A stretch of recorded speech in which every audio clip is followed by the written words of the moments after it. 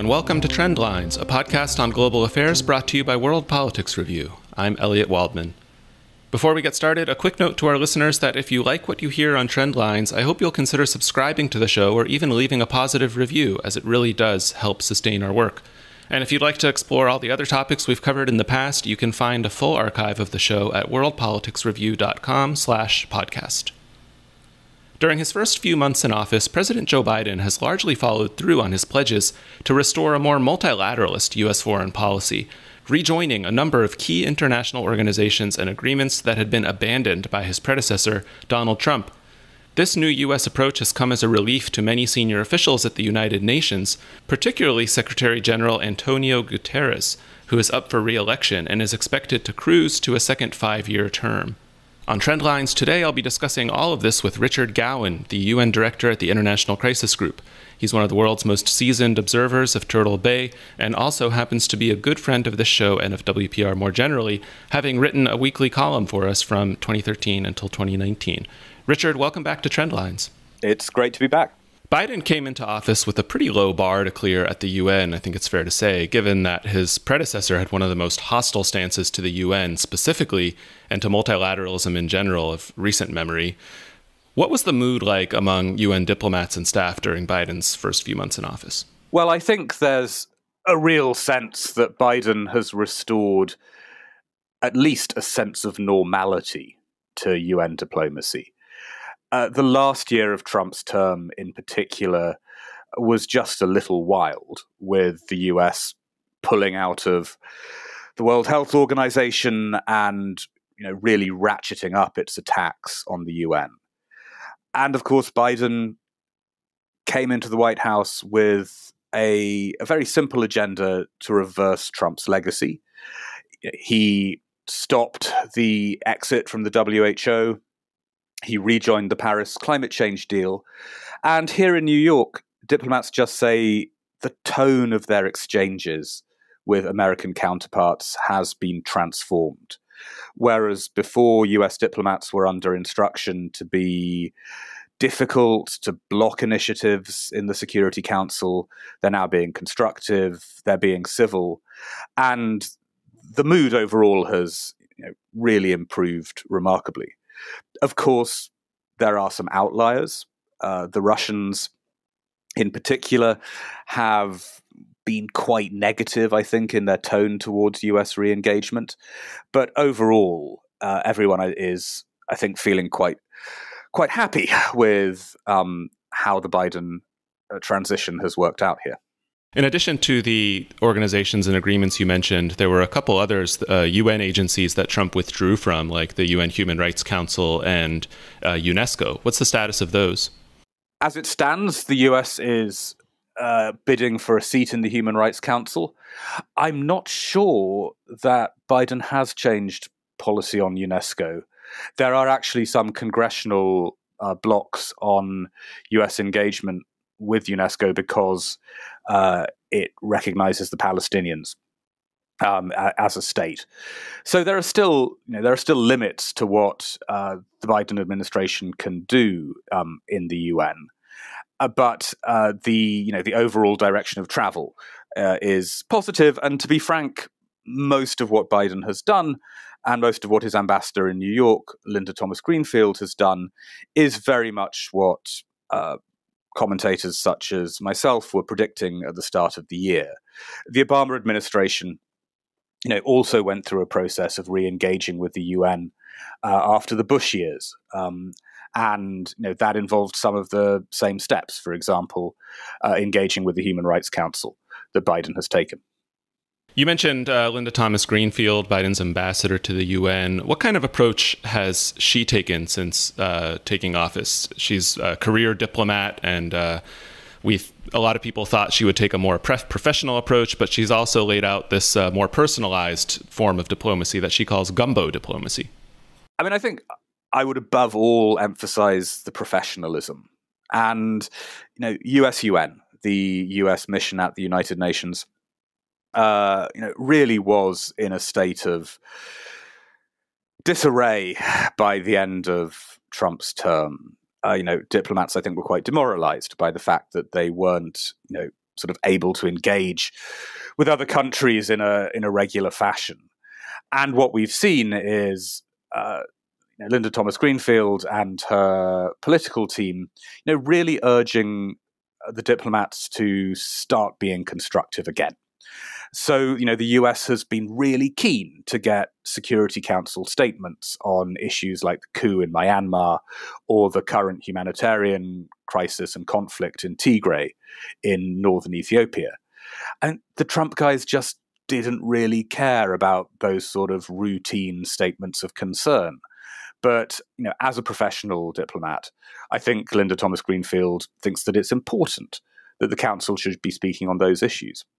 But now she does also bring quite a lot of personal energy to those files.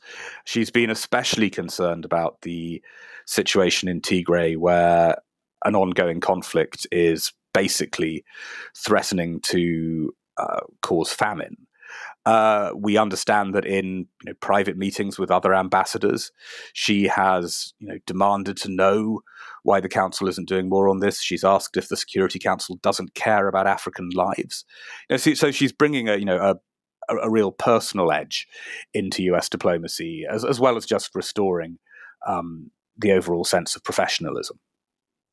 She also brings to the job a lot of expertise in Africa, given that that was her specialty region as a diplomat. And I think her last position in the State Department was Assistant Secretary for African Affairs. Other than the situation in Tigray that you mentioned, has that played out in terms of her focus areas? Has she shown a lot more attention to crises across Africa? I think that she does have deep experience on African affairs, but what other diplomats say is that she doesn't want to be pigeonholed as solely an Africa specialist. And I think that is a risk for any US ambassador, or indeed any ambassador to the UN, that because the organization is so heavily engaged on African issues, there's a risk that you're seen as just dealing with one continent. And although she has focused on Tigray, I think it's also worth saying that she has been very, very engaged, along with the UK and some other allies, on the situation in Myanmar. Now, Security Council diplomacy over Myanmar has been difficult, but the UK and the US have actually found that it's been possible to work with the Chinese to at least rhetorically condemn the violence and what the military in Myanmar is doing.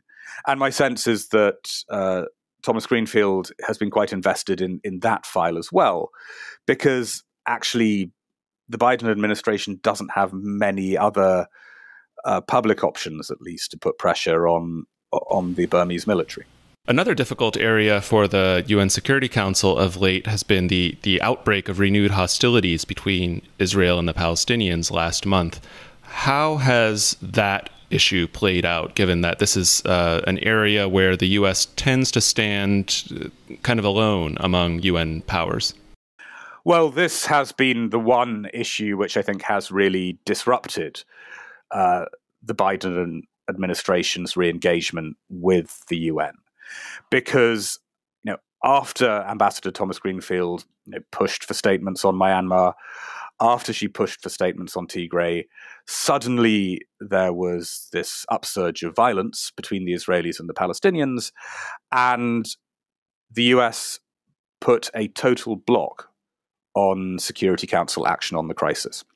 A coalition of Security Council members, China, Tunisia, and Norway, tabled a number of statements expressing concern about the conflict.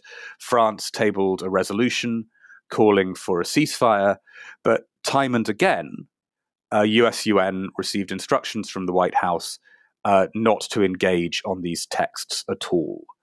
And the American argument was that behind the scenes, US diplomats, Egyptian officials, and actually UN officials on the ground were working quietly towards a ceasefire, and that a grandstanding statement from New York would only disrupt that, perhaps by upsetting the Israelis.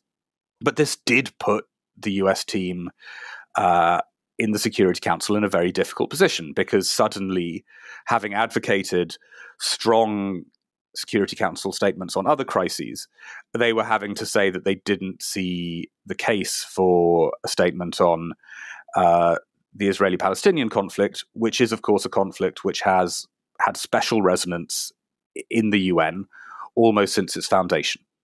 It was interesting to see China really try to capitalize on this and make a big show about the U.S. blocking Security Council efforts, especially given that Beijing, along with Moscow, is one of the big spoilers at the Security Council, traditionally often blocking statements on things like Syria or human rights because it doesn't want to be dragged into a discussion about Xinjiang.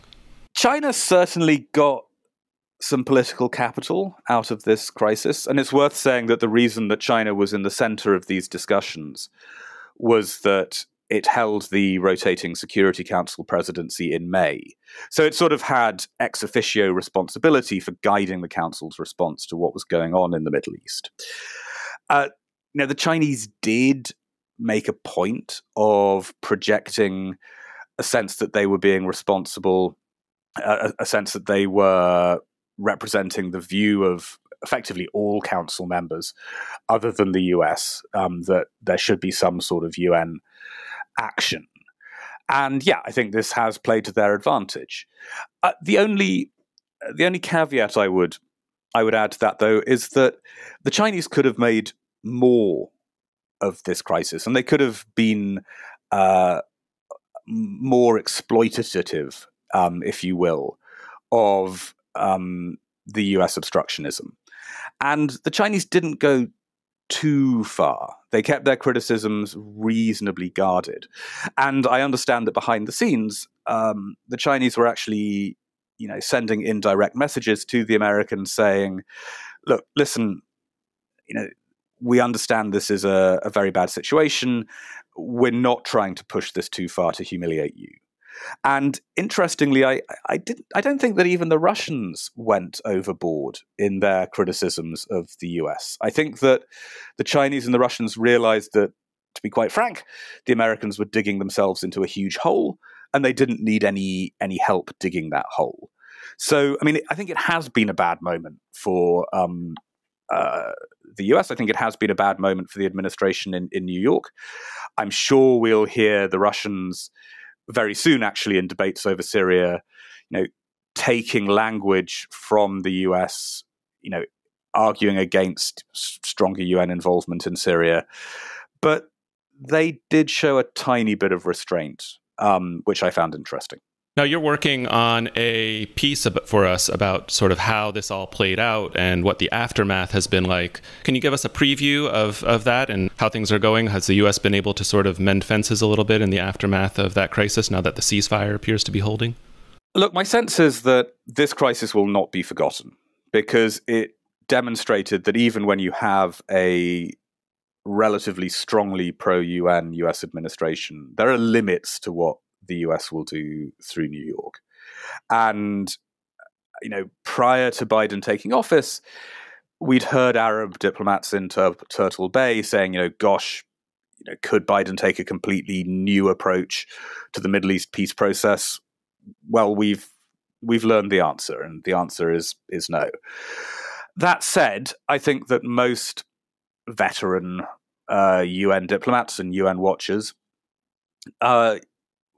looked at the crisis and said, well, what else did you expect? Almost any American administration, whatever its ideological hue, would have behaved in a very similar fashion. Almost every US administration ends up in a row over the Middle East in New York, and usually the Americans are isolated. I mean, frankly, Biden and Linda Thomas Greenfield have just been unlucky that this crisis came so early in their terms in office. So I think that a lot of diplomats would like to put this behind them. There is another fight coming up, as I mentioned, with Russia over Syria. It looks like Russia might try to veto the continuation of a long-standing UN regime for getting humanitarian aid into rebel-held parts of Syria. And if the Russians do play hardball on this issue of cross-border aid, then the dynamics will change again, and suddenly the Russians will be cast as the spoilers, and the US will be seen as being on the side of humanitarian aid. But I think beyond that, there is still space for Linda Thomas-Greenfield to sort of reset debates here in New York. One issue that's been percolating through the year has been an idea which the Trump administration hated, but a lot of US allies quite like, which is that the Security Council should pass a landmark resolution on climate change and what climate change is doing to conflicts worldwide. And there are proposals out there for the appointment of a UN envoy on climate security. I think that the US and US-UN could gain a lot of capital by putting their weight behind that idea now, perhaps in the run-up to September's high-level General Assembly session. Because I think if the US was seen to be being creative on an issue like climate change, it would show that all the talk about multilateralism being back and so forth wasn't just for show, that Washington does have a longer-term plan. I want to shift now to another UN-related issue that you've been tracking. Secretary General Antonio Guterres is up for re-election for another 5-year term starting next year. You and I are speaking on Monday, June 7th, and there's a Security Council meeting scheduled for tomorrow, Tuesday, to discuss whether to recommend Guterres to the General Assembly for a second term. How are his prospects looking? Unless there has been some sort of miracle between the time that we're recording this interview and it going on air, Guterres is 100% certain to be reappointed for a second term as Secretary General. He has no serious opposition at all. There have been a few fringe candidates who have mounted campaigns to BSG, but they have not gained any traction with diplomats. So, yeah, Guterres 2.0 is coming over the horizon. And we would expect the General Assembly, who has to do the final sign-off, to confirm his reappointment next week. So assuming all goes to plan, as you said, and there are no hitches in that roadmap, what are the stakes looking like for his next 5-year term, given that we're just coming out of a historic pandemic and climate change is really starting to come to a head with the time period by which action needs to be taken to prevent catastrophe fast approaching? So I think Guterres' second term will be very different to his first. His first term, through no fault of his own, was defined by the need to protect the UN from the Trump administration. And Guterres had to spend a lot of time, a lot of political capital, simply trying to keep Trump at bay and limit the US financial cuts to UN agencies and so forth. Clearly, the US did impose cuts. Clearly, Trump did have a confrontational approach to the UN.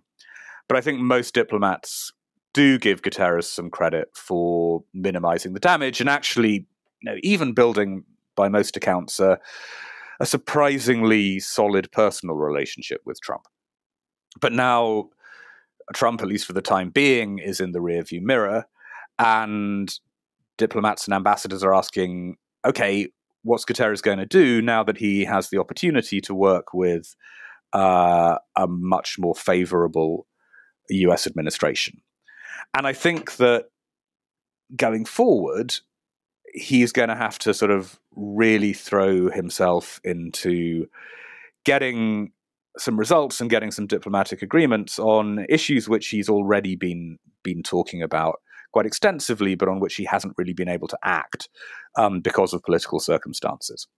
One of those, which is going to be in focus in the second half of this year, in the run-up to the big climate change summit that's coming up in Glasgow, is climate change. Like his predecessor, Ban Ki-moon, I think Guterres is going to be defined in many ways by whether he's able to move cooperation forward on achieving the Paris goals to limit global warming. And I think that is going to be his number one priority. But he has other priorities. clearly. And one of those that he's talked a lot about is obviously trying to ensure a fair process, an equal process, and an inclusive process of recovery from COVID-19. I think he's very conscious that there's a risk that the rich world will move on from COVID-19 while poor countries struggle both in terms of public health and social and economic effects. That's something he's talked about a great deal. And then he's still got a lot of conflicts to deal with. The UN is going to have to play a significant part in managing the aftermath of the US military withdrawal from Afghanistan. The UN is still playing an enormous humanitarian role in Syria and in Yemen. And I think that Guterres is going to have to sort of try and juggle all these issues at once, from climate to conflict, and see what it is possible to achieve politically when you don't have the constant obstacle of a uncooperative US administration in the way. Even without the Trump administration, we've kind of seen this return to vogue of the concept of great power competition. And with that, really, really severe tensions in the relationships between both the US and China, but also the US and Russia, countries that, in order to get anything done at the UN, kind of need to be able to sit down and hash things out together. To what extent do you see that hampering Guterres' agenda? I think the most striking feature of the last few years at the UN, other than US obstructionism, has been the rise of China. And China now simply has incalculably more influence in the United Nations than was the case 5 or 10 years ago. Chinese officials hold more top jobs. Chinese diplomats are, always pushing to have UN forums praise the Belt and Road. I mean, Beijing is now a really serious presence in New York and Geneva, and the Chinese took advantage of the Trump moment to present themselves as alternative leaders in the UN system. And this has been an enormous headache, I think, for Guterres, because in addition to trying to placate the US, he's also had to tread very, very carefully with the Chinese. And to do that, he has had to make certain compromises on issues like human rights. He hasn't been vocal on the situation of the Uyghurs, for example, inside China. So I think the Secretary General is just constantly trying to balance those two powers. I think that those around him would argue that these are difficult compromises, but if you want to achieve anything on climate change in particular, you have to keep both Beijing and Washington on board. So perhaps they are necessary compromises. I don't think we're going to see the US-Chinese relationship get remarkably easier at the UN going forward. I do think there's space for cooperation on climate change in particular, and perhaps on some other issues such as mopping up the remnants of COVID. But still, the Uyghur question, Hong Kong, other irritants are going to keep on bubbling up to complicate Sino-American relations in New York, and Guterres will always be dodging around that. The Russian relationship is undeniably difficult too, but I think that for the most part, it's fair to say that Russia's influence lies in the Security Council because of its veto, and Russia has much less influence on UN debates about issues like sustainable development and climate change. But that it's those issues where China, because of its economic heft, precisely does have a lot of influence now. And so it's really the US-China relationship that I think is going to shape the organization and shape the Secretary General's prospects going forward. Outside the US, what is the mood among other states at the UN in terms of their reactions to China's rise and this increase in Chinese influence? Is it broadly seen as a positive thing, something kind of shaking up the UN, or are there some reservations about it? I think there are a lot of reservations, and those are sort of clearest when you talk to European diplomats and other Western diplomats who, really do worry about the Chinese agenda on human rights in particular. What was interesting during the Trump period was European diplomats would regularly say that they actually wanted to work with the US to contain China in the UN. And they actually saw that as a common project with Washington, because they felt China's rise was too rapid and too disruptive in the organization. The problem was that they found the Trump team's approach to the Chinese so chaotic, so overwrought at times, that it wasn't possible to work rationally together on this challenge. Now that Biden is there, I think you're going to see a lot of cooperation between the US and its allies, trying to push back on Chinese influence. And actually, Linda Thomas-Greenfield has already signaled that herself by participating in a big event last month organized with Germany and the UK to highlight the persecution of the Uyghurs. Once you get beyond the Western Bloc, it becomes a little harder to read. Everyone is a little more cautious, but we do know that quite a few African countries, quite a few Asian countries, their ambassadors here actually are uncomfortable with China's rise as well. I mean, they do see it as disruptive. They feel that the Chinese, frankly, also often take them for granted as developing countries who should follow Beijing's dictates. And so, even from the global South, there's a lot of concern about China's position. But it's a lot harder, I think, for African diplomats or Asian diplomats to voice that as frankly as the Europeans or certainly the US do. Can you talk a little bit about Guterres' leadership style in particular, and how effective he's been able to be in his first 5 years, and how you see that playing out in his second term?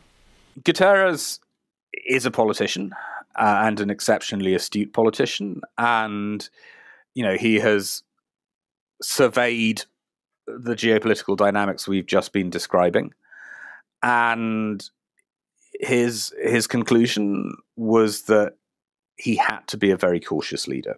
And so, as we've touched on already, he trod very softly on issues like human rights, rather than sort of being very bold and outspoken. I think, as I said, that Guterres will hopefully have a bit more space to speak up once his second term is in the bag. And I think there will be more opportunities for him to be a higher profile leader now that he's working alongside the Biden administration. And I think that would be very positive, although he will have to remain cautious around the Sino-American relationships and other geopolitical pitfalls. I mean, if there's one other complaint you hear leveled against Guterres, which I think is probably fair, is that he hasn't really connected with a lot of the UN staff working in New York and working elsewhere. He is seen as quite remote. He maybe because he's already had, a very impressive political career, including leading his own country, he doesn't really seem to feel that he needs to engage with mid-level UN staff or junior UN staff and sort of inspire them. And that has hurt morale in the building. And I think it is something which it would be good to see change, because the UN is, to use a cliche, it is reliant on its people. The UN does ask its staff to do very hard things in very dangerous circumstances. And previous SGs, most obviously Kofi Annan, sort of, I think, brought a lot of extra energy to the organization by showing a lot of sympathy to what the rank and file of international officials were doing. Guterres hasn't done that, and I don't think it would do any harm for him to invest a bit more in it. One other thing we hear a lot of talk about is the need for the UN to engage a little bit more with non-state actors, particularly these big tech companies that increasingly control a lot of the factors that influence people's economic lives and their day-to-day lives too. How has Guterres navigated that issue? I think this is one area where actually Guterres has been forward-leaning and I think played a positive role. He has really tried to reach out to the tech sector to talk about how digital technologies and other innovations can be used to promote global cooperation and global development. His staff have also been, I think, quite willing to draw in ideas from NGOs, from civil society about ways to innovate in global governance. And there's definitely a sense that this is a leader with a longer term vision of how international cooperation is going to have to change, in a period where tech companies, wield more influence than many states. And so I think that is one area where, in contrast to his sort of slightly lackluster leadership within the organization, he's showing a lot of foresight and a lot of innovation. Now, again, it's very difficult to turn that foresight into new UN treaties or new UN bodies to regulate technologies, because a lot of the big powers, not least the US and China, are very skeptical of submitting to UN regulation in these areas. But I think Guterres has understood that to remain credible, going through the 21st century, the UN is going to have something to say about how we control both the positive and negative effects of tech. And that, I suspect, is going to be one other big theme of his second term. Richard, thanks so much for joining us today. Always a pleasure. Richard Gowan is the UN Director at the International Crisis Group. If you'd like to comment on the discussion, ask a question, or even suggest a topic for a future episode, drop us a line at podcast@worldpoliticsreview.com. This episode of Trendlines was produced by me, Elliot Waldman, and edited by Peter Dury. You can follow the team on Twitter if you'd like. WPR's handle is @WPReview. I'm @Elliot Waldman, and Peter is @PeterDoerrie. Thanks for listening, and tune in again next week.